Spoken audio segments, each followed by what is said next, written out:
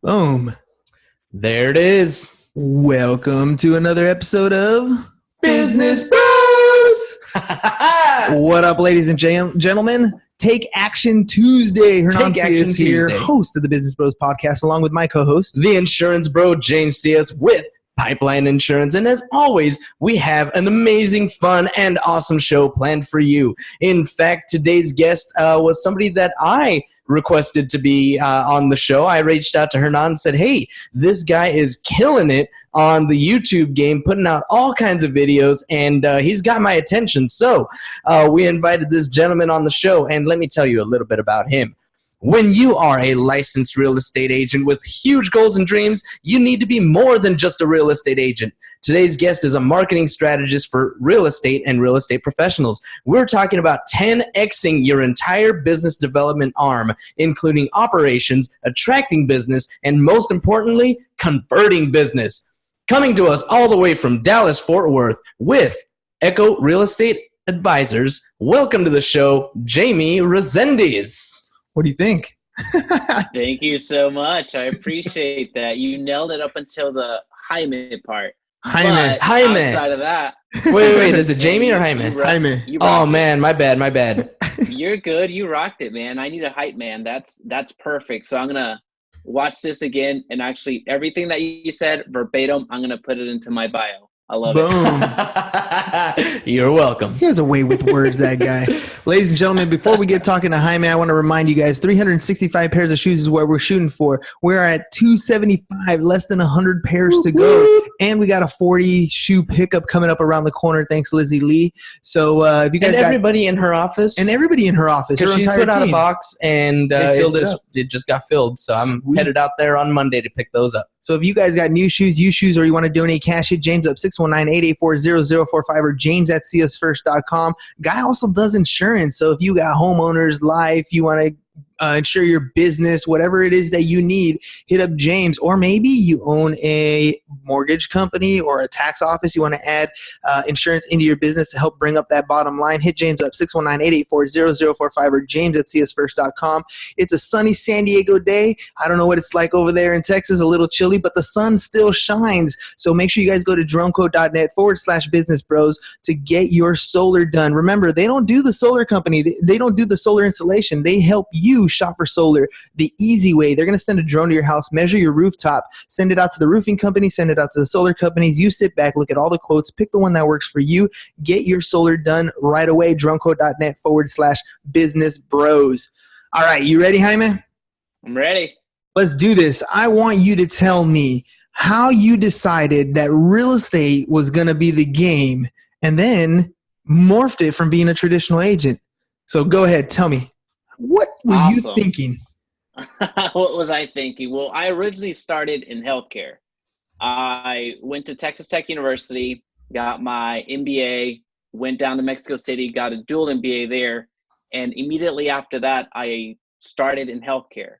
So I started with a network of compounding pharmacies. I did that for about 4.5 years, did all that fun stuff. But real estate was something that drew me at an early age, but I didn't necessarily have an inkling of what it was. It was just so intangible, but I knew that there was something there just because everybody talks about real estate. That this person made their money in real estate. So after, enough of the corporate world, if you will, I decided to take the leap back in 2016, and I started my own company. Originally, I started a business brokerage immediately after my healthcare stint, and I helped business owners sell their business. So I did a form of business development and mergers and acquisitions in my previous role. So I had the understanding of what it took to purchase a business and sell a business. So I was helping people do just that. And after that, I did that for about a year. And I ended up purchasing a property management company. So I had to let go of my business brokerage. I did property management for a while, managing that company and trying to make it work. But at the end of the day, property management is hell on earth. It's how I like to describe it. So I ended up selling that property. And I went into another partnership soon after that, which are you familiar with boba tea? No. So boba tea You're is talking about the drink? yeah. I was about to say, Yeah, like, if you're not familiar with boba tea, where have you been? Right? No, there's Tropicana Express down the way. No, yeah, I know what it is. Sure. 100%, 100%. Well, I was going so much to those boba tea places that it made more financial sense for me to be an owner than a customer. So I ended up purchasing and partnering up with somebody that owned a boba tea shop. So we grew that to multiple locations, multiple food trucks here in the DFW area. And then I ended up selling that my part of the company. So did that for about, let's just say, almost a year as well. But throughout, I mean, ever since I left the healthcare world through all the stints of business brokerage and everything else, I was holding my real estate license. So I would carry some listings, but most of my business I would refer out. But so I've been a real estate professional pretty much since I exited the healthcare space. But here recently, about a little bit over a year now, I've been doing real estate education. So being a marketing strategist for real estate professionals, as that's really where that's the part of the business that I enjoy, attracting a business, converting it and all that fun stuff. As far as the actual practitioner of being a real estate agent, that is, I enjoy it, but not quite as much. So again, I'll carry listings, a select amount of listings, and I'll refer the rest of the business out. I don't think I answered any of your questions, but that was pretty much my stint since 2016. Yeah, that's definitely a good intro, because it tells me a lot. It tells me, for instance, that you didn't get into real estate to sell houses. You stumbled into real estate because it is a business. You saw it as a business. Every single venture that you've been into, you've seen it as a business opportunity. I don't imagine that you were, filling boba cups all day from, open to close, cleaning the place and doing all that stuff.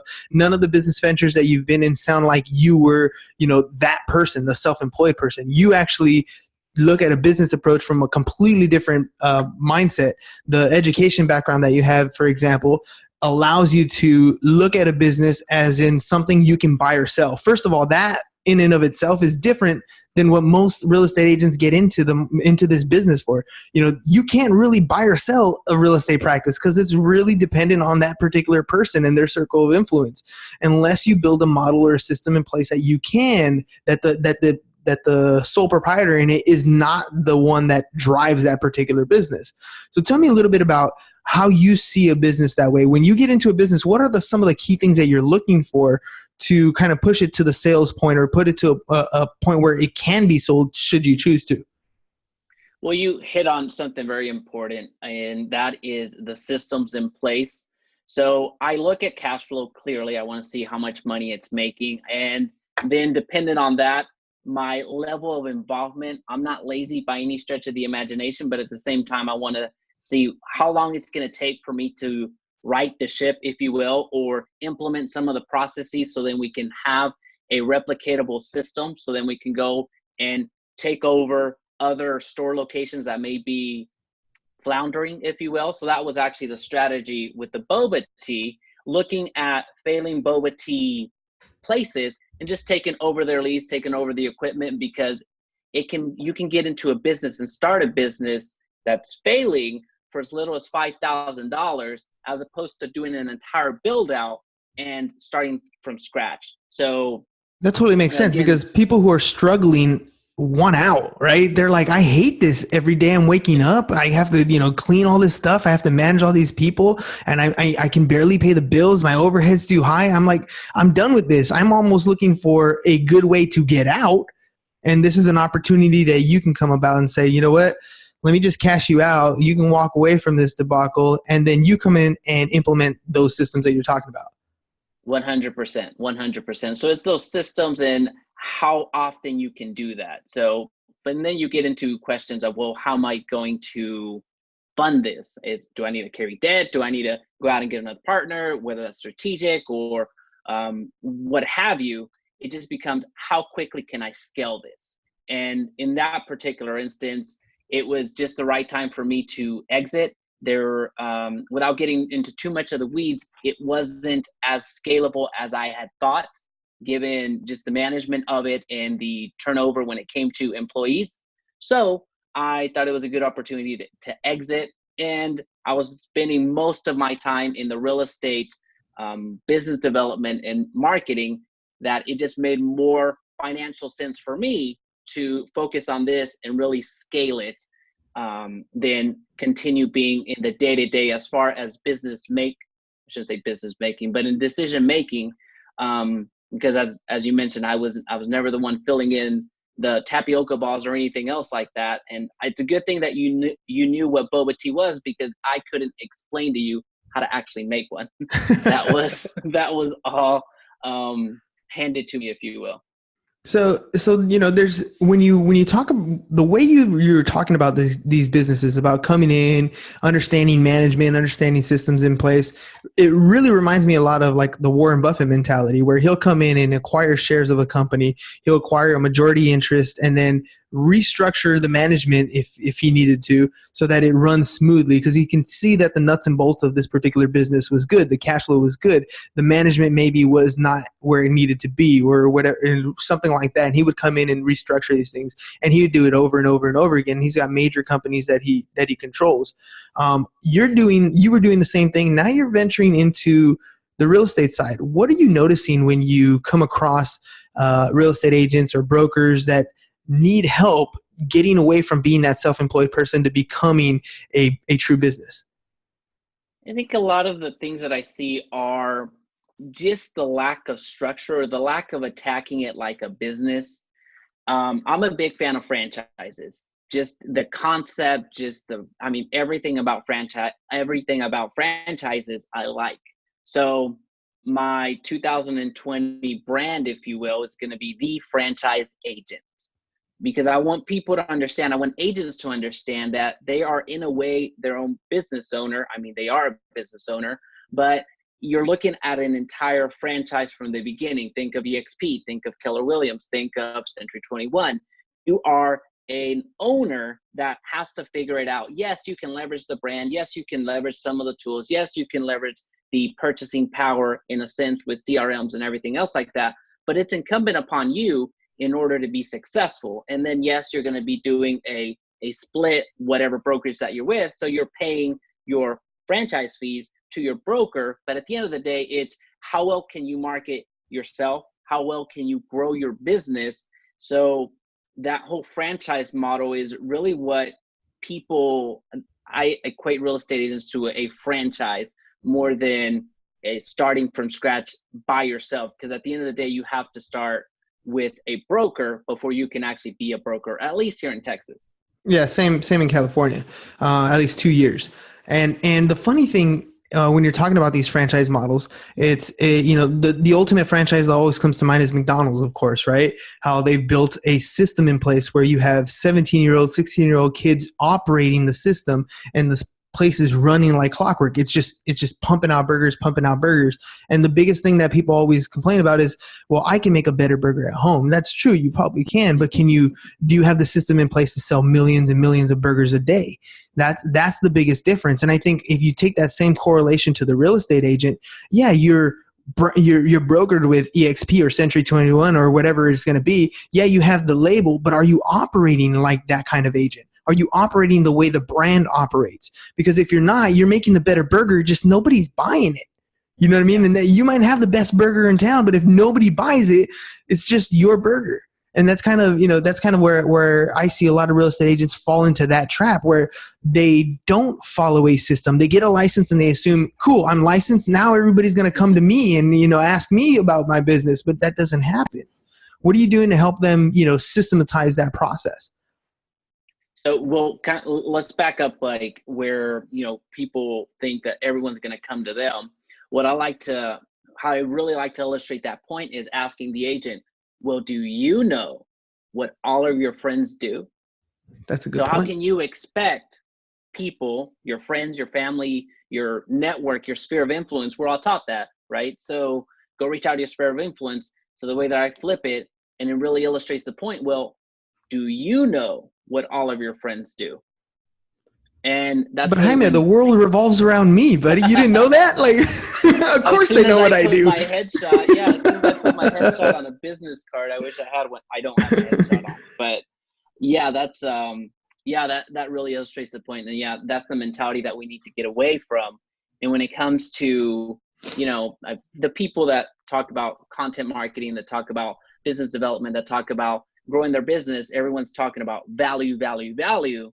But I feel that a lot of real estate agents, including myself, I'm not excluding myself from this, but a lot of us feel it's, well, let me tell people how good I am versus, well, let me show you what the process of buying a house is. Let me show you what the process of selling a house is. And what we miss is, well, if I show them, they're going to want to try and do it on their own.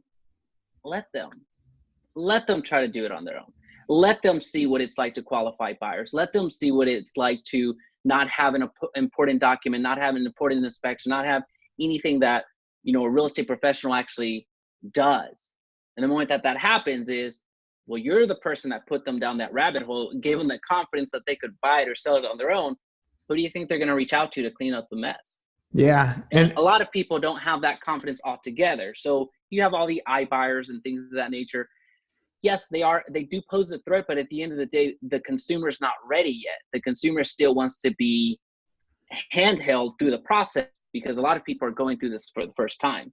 So the longevity of the real estate agent is still there. It's just you need to provide actual value versus putting your headshot in a business card and saying, I'm the best, I'm the top realtor, I'm the best, all this other stuff, disguising that as value when you really didn't provide any.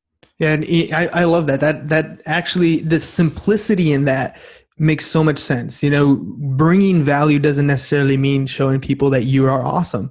The work you do, the person you become in what you're doing is going to show that value. You need to become that representation of what a good listing agent or buyer's agent is going to be. You need to provide that information. And I also like how you were talking about how let them try it. Even if you help, somebody who's buying a home tries to do it on their own, or selling a home tries to do it on their own, you keep giving them advice on how to do it. Even if they close, they're going to talk about how horrible it was, but you were there to help them out.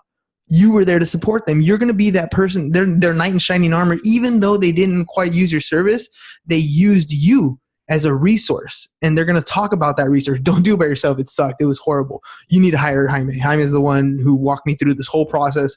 He knows all the information. Like, I got lucky, but he's the one you need to go to. Like, that's the type of mentality, if you're providing actual value, that people will have about you. I mean, think about pretty much anything from your barber to, the dentist, whatever, anything that provides you some good service, some quality service. And it's not talking about how awesome they are, some quality service, you're going to refer them. And it works the same way with a real estate agent. What about marketing though? Like, it's you hear the cliches all the time. You need to stay top of mind. I don't know. You need to post, once a day at least on each individual platform. You need, there's a lot of cliche stuff, and I think a lot of it is very, lost. Like, okay, I'm going to post every day. What do I say? All right, I got to call my circle of influence. Does that mean pick up the phone? Does that mean text message? What do I talk about? Hey, by the way, I'm in real estate. Like, it gets really convoluted when you get past the theoretical to now let's put it into action. What are you advising people to do? Well, and I like you presented that like, calling or messaging or posting. You can actually hide that awkwardness of, hey, I'm reaching out to you because I just got my real estate license. We haven't spoken since college. But I just want you to trust me that whenever we go to get coffee at Starbucks, again, we haven't spoken since college, that I'm not going to talk about real estate. Yeah, well, right. People are going to smell that away, smell that right away. So you can actually, I don't want to phrase it this way, but I can't think of a better way to phrase it, is you can actually disguise that part by actually providing something of value. So I'll give you an example, because again, I don't want to just go into say marketing and value and people call me Gary V and not show you actually something practical advice. So something as simple as creating a video of the buying process, of the selling process, what the option period is, what earnest money is, the 5 mistakes that you can do when getting into a contract, the 5 things you must do when you sold your property. So provide all of these all of these videos that provide actual value and share it with people. Then you can go onto Facebook Messenger and share it to your sphere of influence. Hey, I just want you to check out this video that I created. Do you think it hits everything that you had to do when you sold your home? I never once asked you if you wanted to sell your home. And I didn't tell you that I'm a real estate agent. I asked you for advice on something that people love giving advice, so that works quite well. Did I lose him? We lost audio. No, it's The not audio. informative part, the education part, like, hey, what do you think of this? Versus what do you think of having to go get coffee with me so we can talk about real estate? Or, hey, are you looking to buy or sell your home? So again, I'm not saying that, I can't think of a better way of saying this, but disguising your I guess your true motive, if you will, but by actually providing value. And that diffuses a lot of the awkward conversations of calling people up that you never spoken to in the past. So that's one example of what to post and how to start conversations. Now, what a lot of real estate agents miss is you don't have to be the best cold caller, or you don't have to be the best door knocker. You don't have to be the best Facebook ads or Google ads or YouTube ads. You just have to be pretty good at one. That's basically it, because we know, everybody knows, an amazing real estate agent that makes a killing just off of cold calling expires. Cold calling just for the sake of cold calling, those people that door knock every single day, that is their niche, if you will. That is what they're pretty good at. And some of them are actual experts off of that.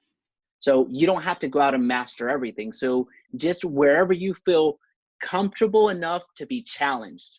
And that sounds a little bit weird and vague, but you do want to select a medium, whether that's the written word via direct mail, whether that is organic Craigslist posting, organic Facebook posting. If you want to make your business off of social media, you can certainly make it off of social media. If you want to be the cold caller, if you want to be the direct mail, just pick a medium and get pretty good at it. You don't have to be an expert. There's plenty of business to go around. It's just you need to pick something and get pretty good at it, as opposed to, well, I'm going to do direct mail here, and then I'm just going to door knock a few of the doors here, and then I'm going to call over here. I'm going to run some Facebook ads over here. Oh, and then I got to figure out how to do YouTube ads, do a little bit of Google ads. Oh, I forgot about Zillow. Let's do some Zillow. Let's do some Realtor.com. We just scatter. We do the shotgun approach, and we end up catching nothing. Yeah, marketing is, I like that. It's very focused on what you're good at. And I like how you said challenged, because we're not going to be awesome at anything right off the bat, right? There's very few things that you just come out and be a rock star. Even professional athletes, for example, you have some that have tremendous talent, but even those that have tremendous talent need to be trained and focus their attention on getting better. They are still coached, and they practice and they practice and they practice to become super phenoms.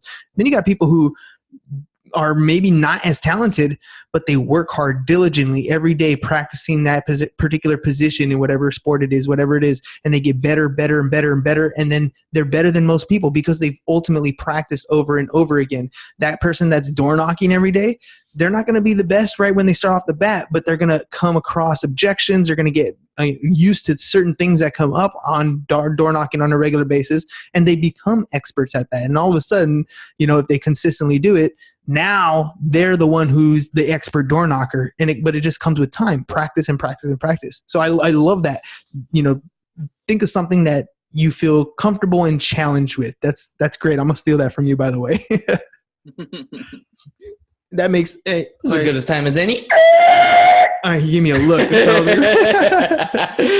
We interrupt today's regularly scheduled podcast for a purely selfish, irreverent, cash-grabbing word from our sponsors. Hernan, what are we selling today? Ladies and gents, dronequote.net. I know you've seen the Instagram and the Facebook ads running through your feeds.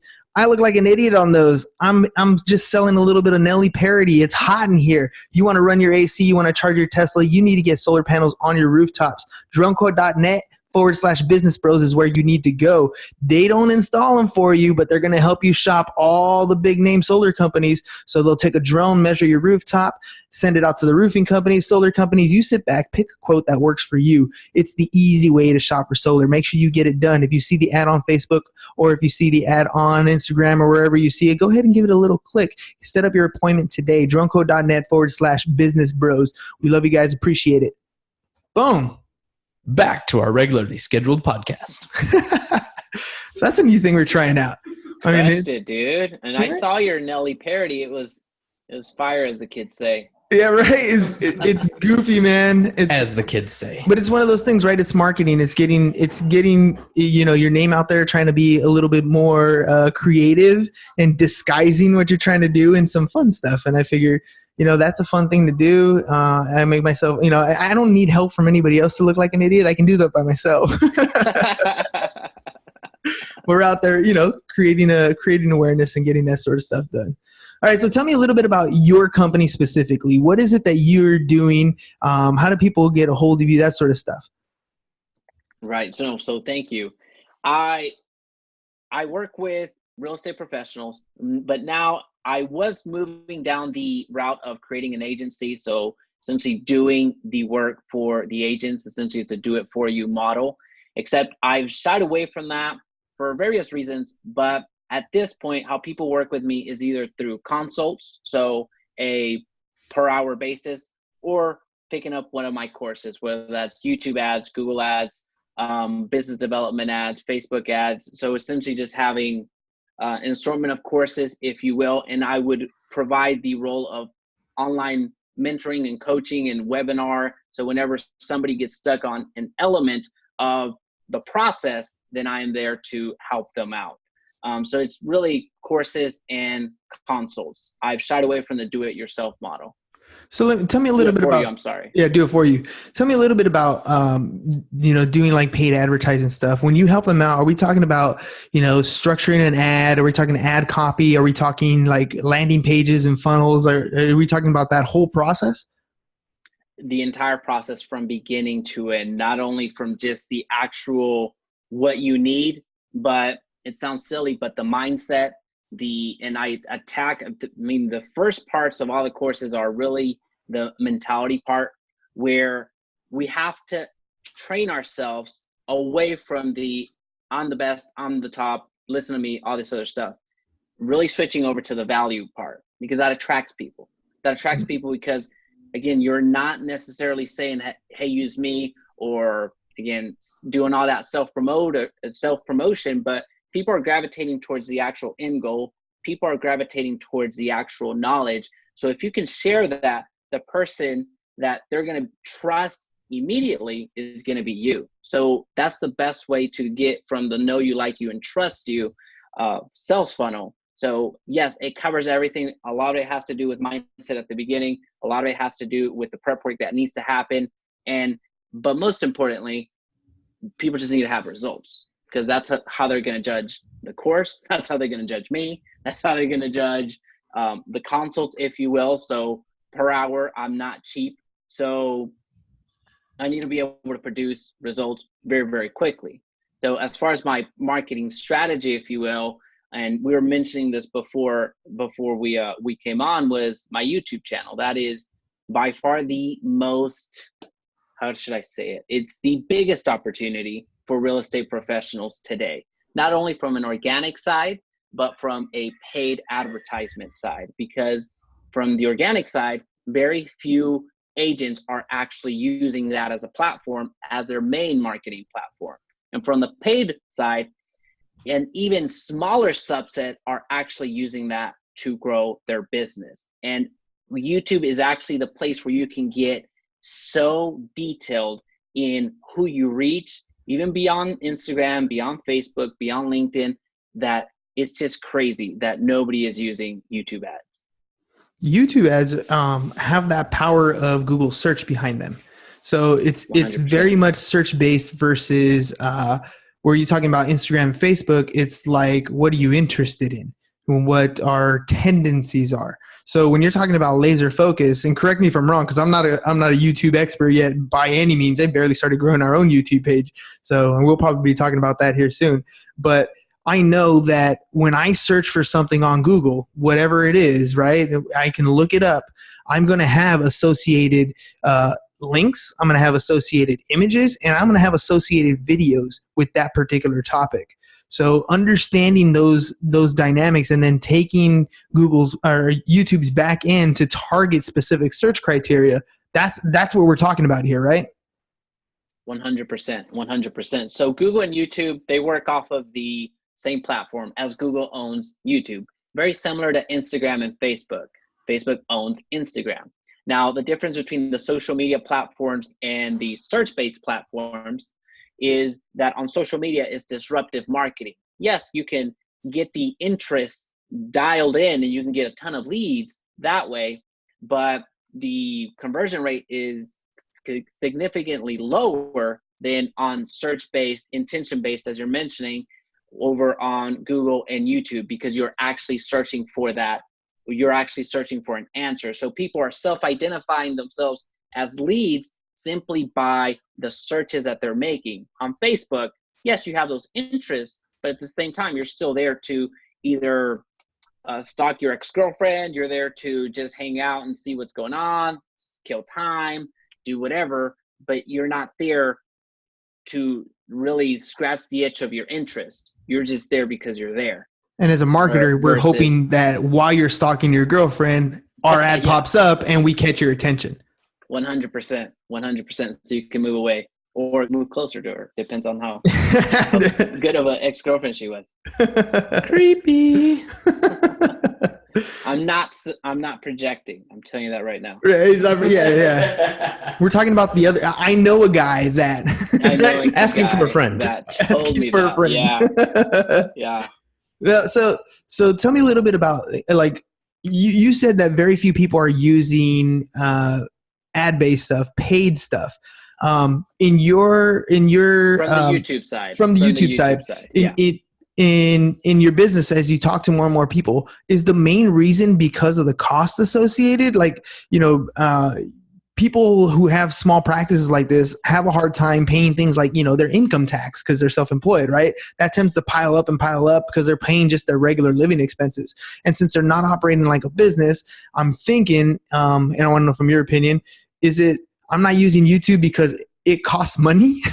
And so, to do these ads, I don't have a budget I barely have a budget to pay my car payment. How am I going to pay for ads on YouTube? What kind of return am I supposed to get? Is that the kind of things that you hear? Much of it does have to do with cost, but a good portion of it as well has to do with knowledge. So from the cost side, since you're on the Google platform, it's very easy to spend a ton of money and not see results because you have to do several sells. So with YouTube, it is a video-based ad.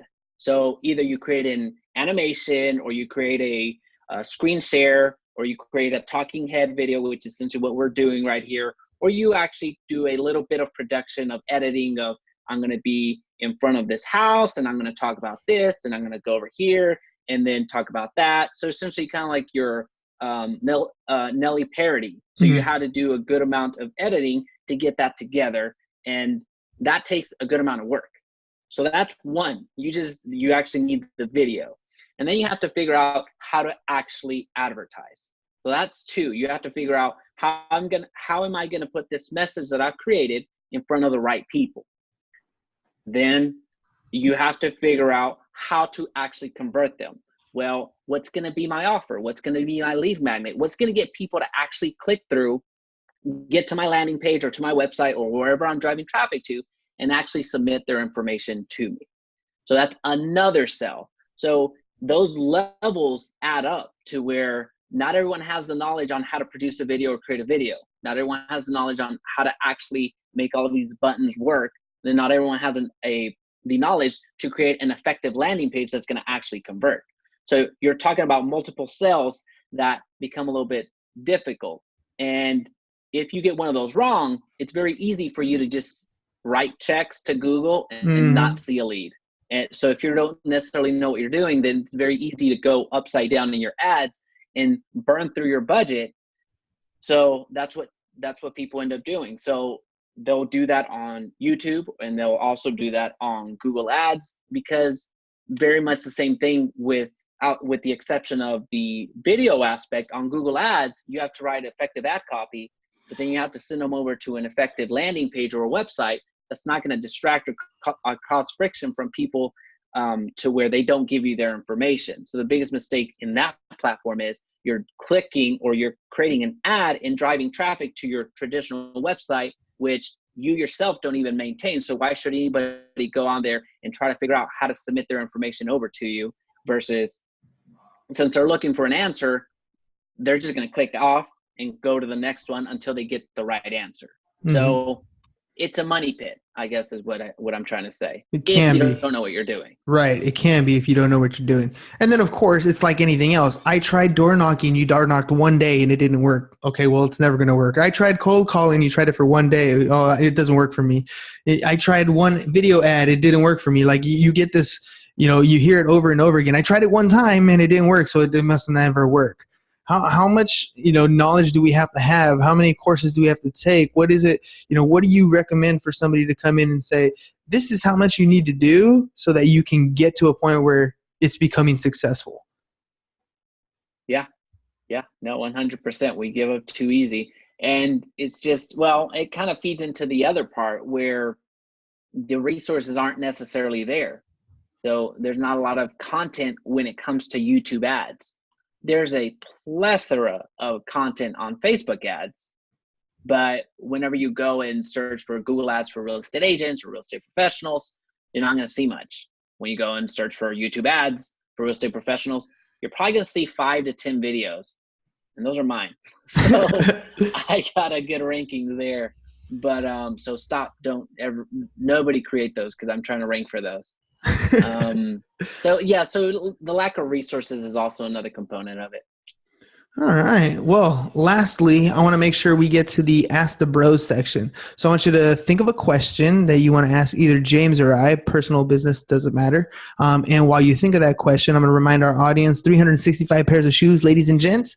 We are at 275, so less than 100. So if you got new shoes, used shoes, or you want to donate cash, hit James up, 619-884-0045. And the guy does insurance. Pipeline Insurance is our agency. So if you need home, auto, commercial, life, whatever it is you need, or maybe you want to add insurance into your particular business, you have a tax office or a mortgage company or something like that, best to have another department built in. We do the work for you. We run it. We do it all for you. Take care of it so we can cut you a check.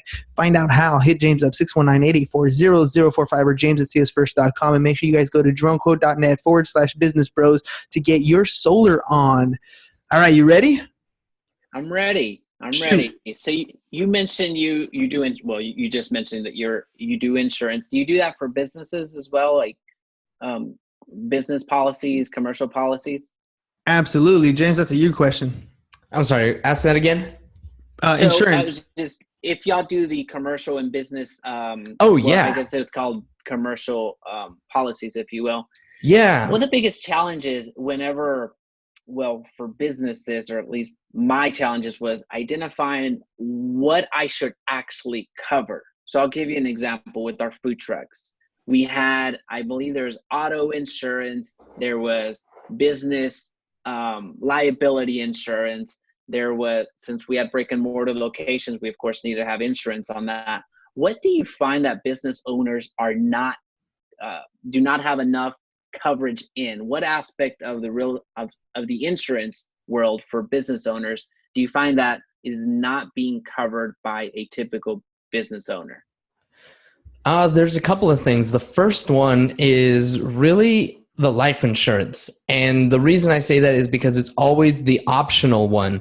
It's the one that people don't necessarily think about. So at any time, if you have a partner in the business or partners, you all should have what they call a buy-sell agreement, which is basically if one of you dies, then the others should receive enough cash to buy that partner's spouse out. Otherwise, they wind up in business with that dead partner's spouse. And most times people don't want to do that. So the short answer there is life insurance and buy-sell agreements are probably the things that business owners think about last. Is that the same thing as key man insurance, or is that a different thing? It's similar. It's similar. So a buy-sell agreement would be something that you would use between partners, and a key man insurance policy is something that you would use for somebody who's very important to the company, but not necessarily a partner. You could do it for a partner, but you could just do it for a key employee as well. Okay. Cool. Cool stuff, huh? Yeah, You asked an insurance question. I was like, Whoop. I got it. yeah, it helps because I have a life insurance license. James has all the insurance licenses as far as for property, casualty, life, health, that sort of stuff. So he runs the insurance agency on the day-to-day. He makes sure he's the guy who's training all our agents in office. He's doing all the putting out fires, if you will, that sort of operations. So yeah, he's definitely the guy to go to for all those insurance questions. Jaime, thank you very much for being on the show, man. A lot of very helpful, useful information. I'm sure people interested in doing some Facebook, YouTube marketing, Instagram marketing are gonna reach out. Real quick, how do they get a hold of you? Just go to my YouTube channel. That's it. YouTube.com/Jaime, Jaime Resendez, Resendiz. So I'm going all in on YouTube and LinkedIn for 2020. Boom, 2020. It ain't even here yet. You're already ready for 2020. A true businessman planning for the first quarter in the fourth quarter. That's how it works. Boom. Thank you for being on the show, Jaime. I really appreciate it. Ladies and gents, that's all we got for you guys today. Peace. Bye-bye. And we're out.